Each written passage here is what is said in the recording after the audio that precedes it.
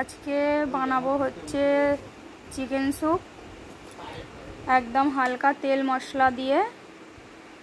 তো এখানে আমি কিছু মশলা নিয়ে নিয়েছি, জিরে গুঁড়ো, ধনে গুঁড়ো, মরিচ পাউডার, একটু আদা রসুন বাটা, হলুদ আর লবণ।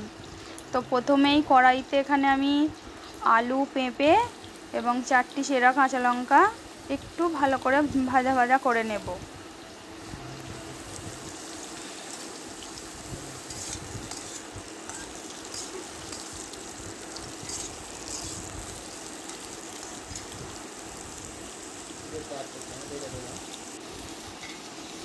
তারপর আমি এখানে দিয়ে দিলাম পেঁয়াজ আর টমেটোটা, এর সঙ্গে ভালো করে দিয়ে একটু নেড়ে ভাজা করে নেব, কি এতে ভালো টেস্টটা আসে।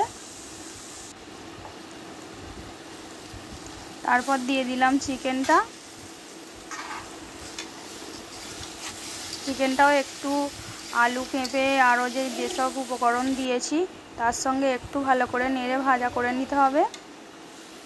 একদম হালকা তেল দিয়েছি আমি, আর ওই তেলেই কিন্তু রান্নাটা সব আমি করব।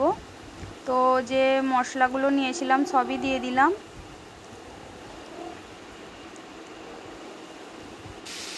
একটু ভালো করে কষিয়ে নিতে হবে।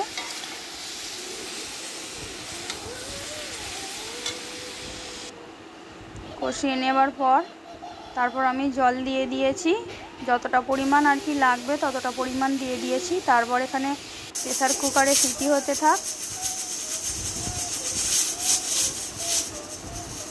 তো আমার চিকেন স্যুপ রেডি হয়ে গেছে।